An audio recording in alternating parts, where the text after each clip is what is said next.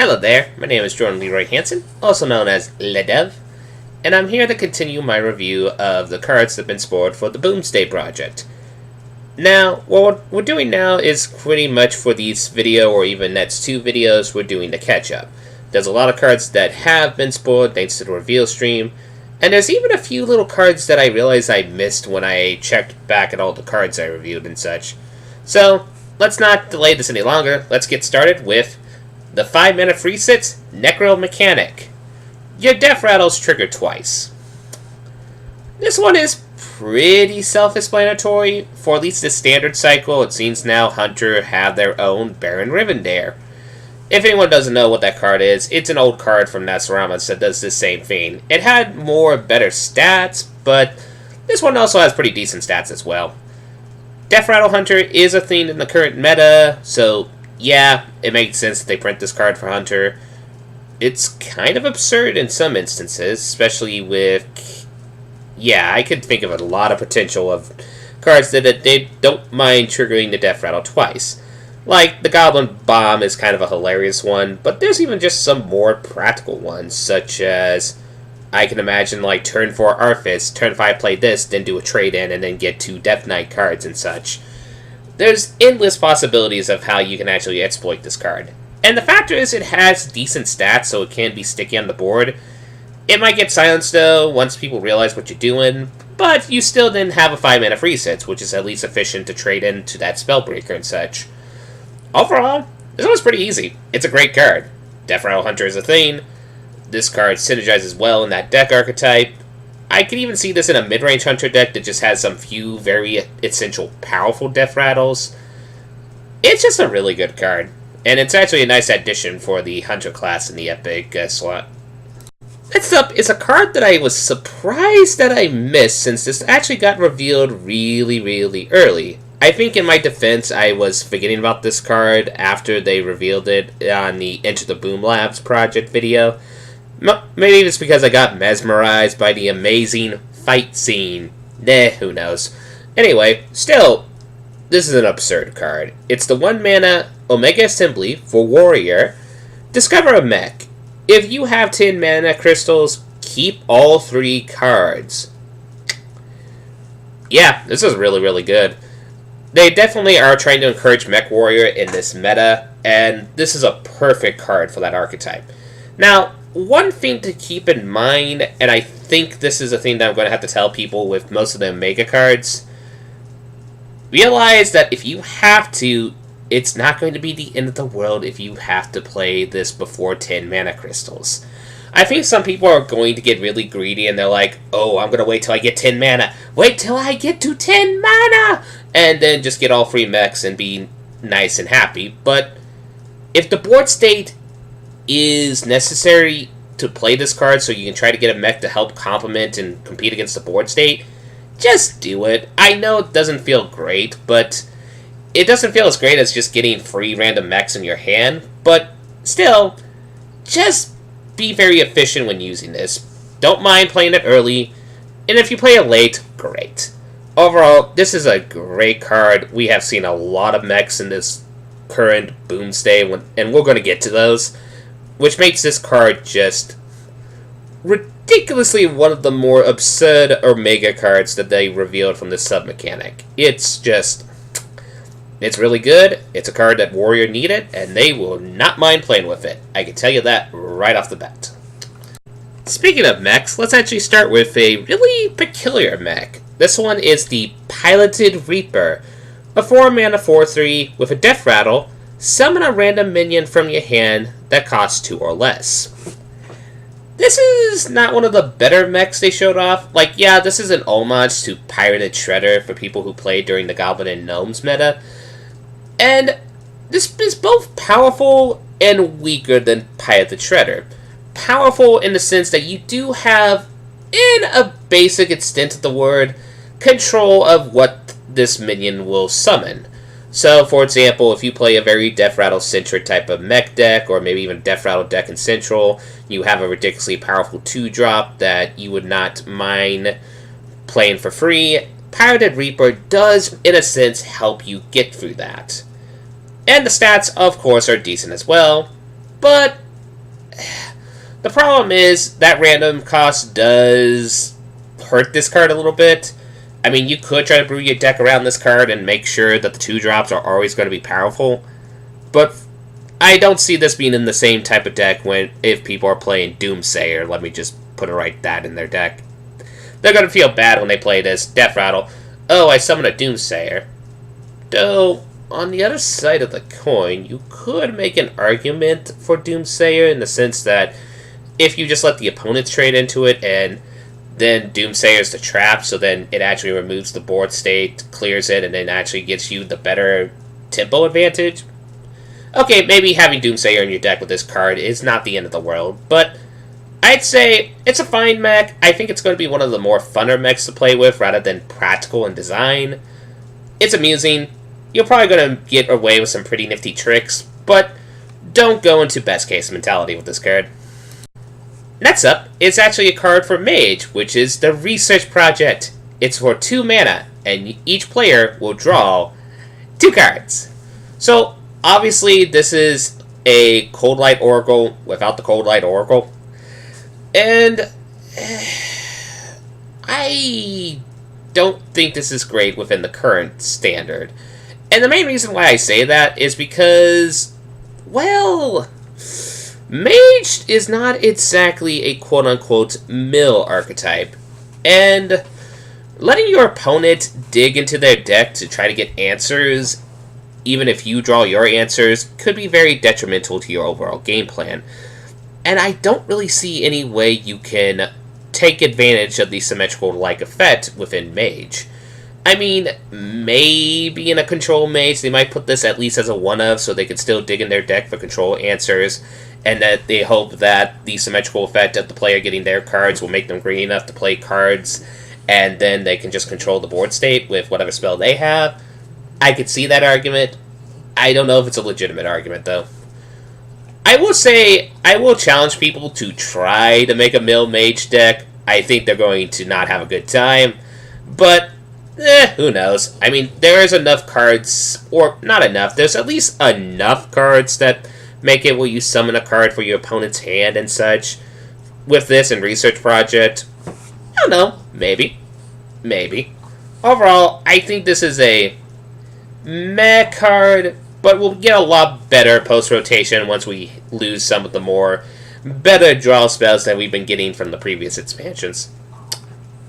Next up, a card for Warrior, and it is the Rocket Boots. 2 mana, give a minion rush, draw a card. Honestly, this one's pretty quick. It's a fine arena card. I don't really see any applications for standard. Now, some people might get into best case mentality and think like, oh, I can actually get a really big minion and then give it rush, and then it's not waste a card in my deck since I cycle it. Huh? I think there are better ways to give minions rush in Warrior by itself, especially if you're going into the big Warrior archetype. I mean, we have stuff like the Boom Ship, for example, and such. And I don't know. I could be totally wrong, and this card might actually be amazing in a deck that I'm not realizing. But when I go through all the archetypes, I'm like, I don't really see any Warrior deck that would want this, even Rush Warrior. It's a fine card. I think this is more going to see its application in Arena than we'll see in Constructed. But, hey, at least it will rocket its way through the meta. Next up, a neutral mech, 5 mana 2/6, Rusty Recycler. It has Taunt, and it has Lifesteal. Overall, this is a fine mech. I could see this potentially in Constructed in more defensive mid-range mech style decks, which we'll probably see a couple of them in the meta. And the fact that it's a mech, it does help with Magnetize, so you can actually make this into a bigger card. Now, an argument that I think I should get to, and I think the argument that we need to get to is people are worried, well, ain't this going to be Silence?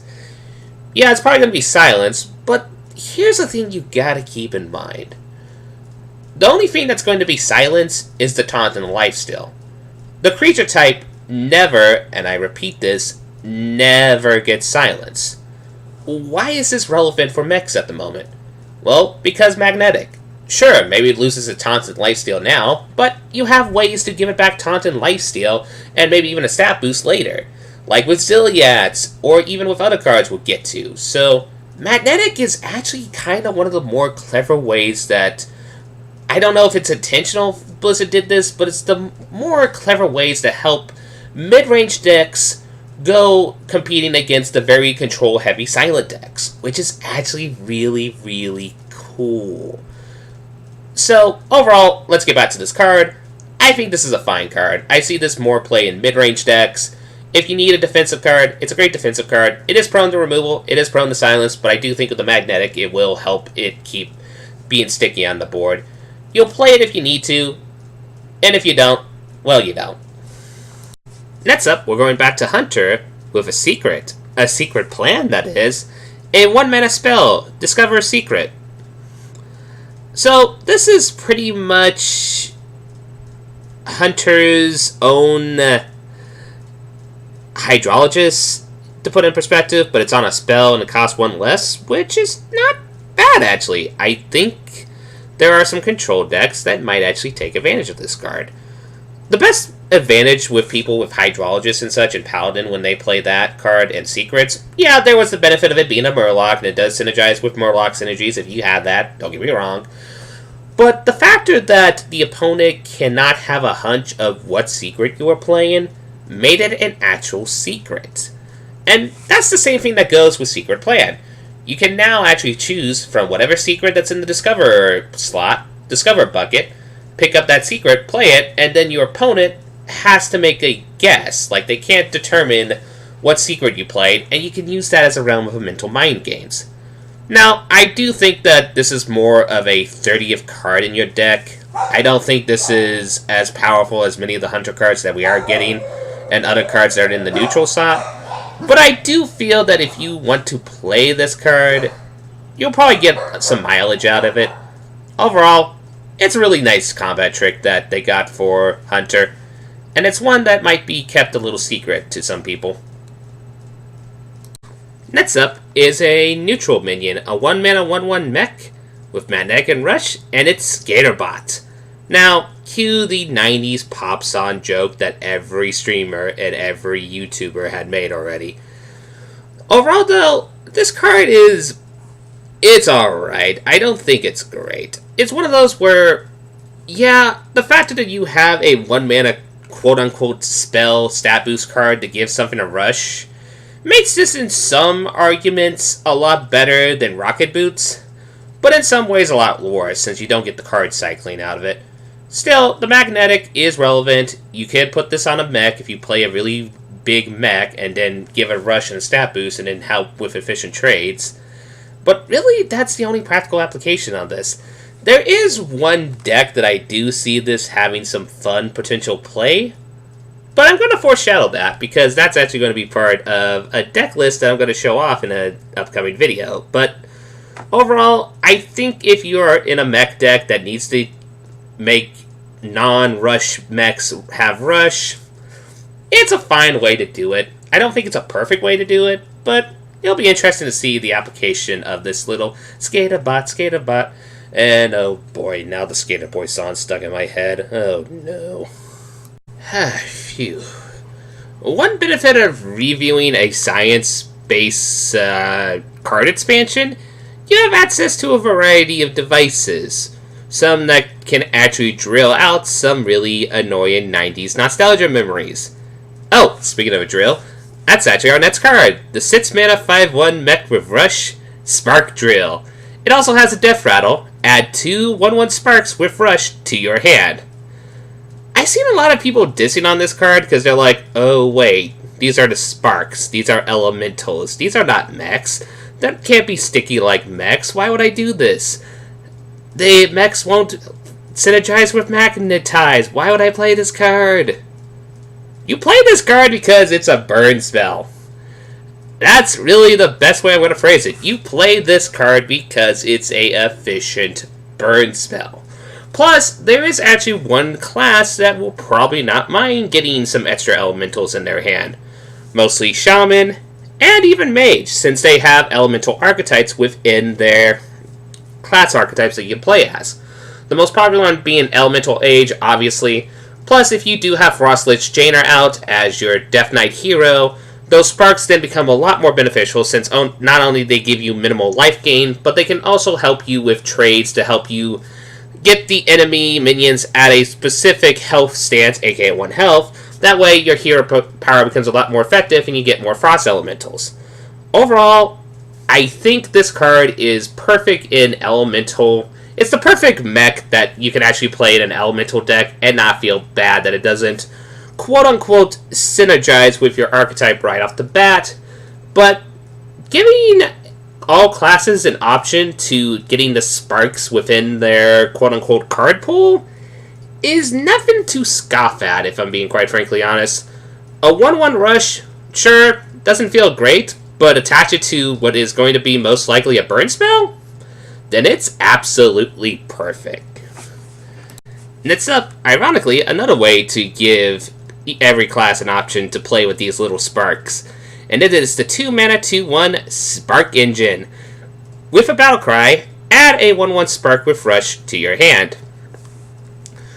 I think all I said previously applies to this card to an extent, with the application that it's not going to be a burn spell.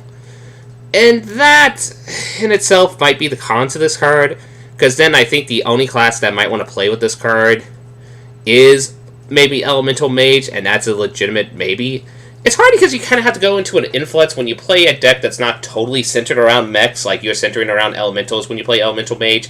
You have to figure out the proper mix of non-elemental minions you want to play, along with elemental minions. But still, the factor is, this both helps out because, one, it does give you the 1-1 Spark with Rush, which I mentioned before. When you play Frostlich Jaina, you get a 1-1 with Rush and Lifesteal, and then helps you with efficient trading to help trigger off with your hero power and such, which is nice. And also, this itself can even be peened off and actually summon a Frost Elemental, so that's actually really good. I think it's... This is definitely not a mech I would say you would play in Magnetize-centric decks, but in decks where you just have to get something on the field and you're willing to invest in potential trade opportunities later, this is a fine card. Not perfect, but fine. Next up is the Spring Rocket, a 3-mana 2-1 mech that has a battle cry, deal 2 damage. So you either can deal 2 damage to a minion, or a opponent, or yourself if that's ever relevant. Overall, I think this is just a fine arena card. I don't know if it will have too much applications in Constructed. I mean, there's some that play Fireplume Phoenix, so I guess if you need a mech variation of Fireplume Phoenix and you don't mind the toughness loss, it should be alright, but I really don't see any decks that would want to play this in Constructed. Mostly with the mechs, you want to have big sturdy mechs to help with Magnetize and such. And even with that Battlecry, yeah. Who knows, maybe you could say you could put this in a zoo mech type of deck, which can help you with trades and still keep your board presence. I could legitimately see that argument. But overall, I think this is going to see some very, very fringe play in Constructed. But it's a fine arena card. You're going to play this a majority of the time in Arena without a sweat. Overall, great arena card. Not the best constructed card in the world. Next up, a card that always comes from every type of expansion that we have in the history of Hearthstone, a Rager. And this time we get the Steer Rager, a 4-mana 5-1 mech with Rush. I think this is legitimately my favorite quote-unquote bad card of the set. And even then, I don't think it's bad. Here's the thing. For people who start out with Hearthstone and actually endure the lesson of playing Magma Rager, they fall for the mistake that, oh, this is a 3-mana creature that has 5 attack. Oh, I can either hit the opponent for a lot, or I can do a very efficient trade, with the mistake that they forget that it is 1 toughness. Mages can peen off Ragers. So, why do I think this is a lot more playable than all the other Ragers combined? Simple. Rush. Rush makes this card range from being very bad pack filler to, in a budget deck, moderately playable. I mean, if you don't look at this as a minion and look at this as a burn spell, that is technically a minion, that's actually really good. And there's even some other applications if you coordinate such. Like, let's say you play, the one old classic card in Hearthstone where when a minion dies, you draw a card. Oh, hey, it's a burn spell, and you draw a card. 2-card synergy combo there, right there. Overall, it's still not a great card, but if you need a budget burn spell that's a minion, well, here you go. And guys, this is legitimate power creep. Making an actual playable Rager in Hearthstone is power creep. Next up is a card for Druids. So much that they need more good cards. Okay, I'm going to let that passive aggressiveness aside, because this is actually a really cool card. It's the 6-mana Tending Toran, and it's a free 4, and it has choose one. Give your other minions +1/+1, or summon 2 2/2 Treants. So, as many people are pointing out, this is just a baby Cenarius, which you can have 2 of in a deck. And also, it's actually a lot more efficient at that cost, because it's at a time in the game that you can actually play this, and if you need the Treants, you can just play the Treants. If you need the stat boost because you already have a board state, it's great. This is a really good card in token decks. I could see this team play in Token Druid. No sweat about it. I mean, you could, on turn 8, play this, get the 2 Treants, then play Power Wild, and just give everything +1/+1, so then now you have a 4/5 along with 2 3/3s. That's actually not really bad. That's really, really, really, really good. Overall, another great Druid card, because it seems like Druid is being the very, very good. It's the one that's getting all the Christmas presents, let me put it like that, regarding to this expansion. Don't get me wrong, every class has a really good card, but it seems like there's not really a quote-unquote bad card in Druids from what I'm noticing so far. At least, that's my take. Though, maybe there is one. We'll get to it if we get to it. Next up, it's a Priest card. It's a 0-mana spell, Topsy-Turvy. Okay, that name's hilarious. And it has a very simple ability to swap a minion's attack and health. I like this card. I like this card a lot. Now, there are many people who are looking at this as just, oh, this is just a 3rd Inner Fire in my deck. Awesome! And while, yes, there is the application for Inner Fire, I think that's being a little bit short-sighted. I think there's a lot more applications you can use with this card. Remember, it said a minion. You don't have to do this to friendly minions. So, let's make the circumstances that you can actually use this for efficient board trades. There's a minion with high toughness but low attack and it's a taunt. Well, play Topsy-Turvy, make it high attack and low toughness, and then you can trade in with one of your 3 or 4 drops and then go in with all your other minions. That's really good. Plus a 0-mana spell, so it does synergize with Lylers, which is pretty cool. Overall, this is a really great card Priest got. I think many people are being short-sighted and just looking at this as an alternative Inner Fire, but don't forget that this can actually be a very efficient combat trick. Just keep that in mind. You can use this to help you trade with enemy minions. Keep that in mind. And also the obvious, yes, you could put this on Xeric so that it's a cheap way to get Xeric so the Death Rattle triggers and get an additional Xeric. Though honestly, I don't think that's the best application of this spell. Overall, though, great spell. This is a spell that I can see played in Priest a lot. The last card we're going to talk about within this video is probably one of my favorite common mechs that is actually amazing. And it is the 1-mana 1/1 mech, Mecharoo. That has a Death Rattle, summon a 1/1 Joey bot, which is a mech, just for the record. First of all, anybody who's been around me playing card games or just around me in general knows I love wordplay. I love puns. And this card is such a fun pun. It's hilarious. And also, it's just it's an amazing common.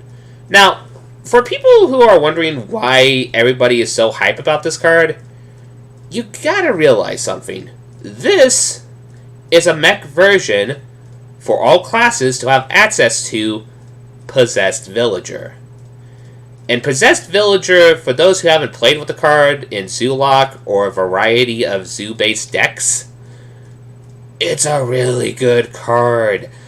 This is perfect in Zoo decks. This is a card that is sticky on the board. The Death Rattle will help it keep sticky on the board. It helps with the magnetic mechanic, so either you attach to the Mecharoo, or if it does die, then you have the Joey Bot, so you can attach it to the Joey Bot. And it works in Warlock itself. I mean, sure, would they take a Possessed Villager since it rotated out? Oh, they'll take the mech alteration, alright, especially since it's synergizing with cards like Defile. I mean, I cannot praise this card more than enough. This is the best common in the set. I know to many people who are starting this game out, they might tilt their head sideways at me saying that, but no, this is legitimately the best common in this set. Do not underestimate this card. You are going to get pretty tired of this card by the end of this expansion. I'm just going to say that right off the bat. You probably are going to be grateful when this rotates out of Standard within the next year. Overall, great card. It's amazing. 5 stars. You're going to play it. No sweat about it. If you're playing Zoo, you're going to play it. If you're playing any card that has a Devile-like effect in Warlock, you're going to play it. Are you playing a mech deck that you need sticky mechs to help with Magnetize? You're going to play it. Seriously, play this card. You're going to have fun with it. And I'm just going to have fun with all the wordplay. Such being it going to hop around, do-do-do. Okay. Oh no, I have another 90s pop song stuck in my head. Ugh. And overall, that is all the cards that I am reviewing right now for the Boomsday project. Now we're going to go to a next video where we're going to finish this off and finally look at the rest of the cards in the set. I hope you guys had a blast with this. I've been having a blast giving my opinion on these cards. I think this is going to be a fun set to play. Also, just to let you know in advance, just in case if you haven't known, I am actually going to stream the Boomsday project on launch day, thanks to help of a friend, so we can actually find some funny brews together, and hopefully see the magic of the Boomsday project, or the magic of playing a Hearthstone expansion within the first 2 weeks at the very least. Anyway, I hope you all have a lovely day.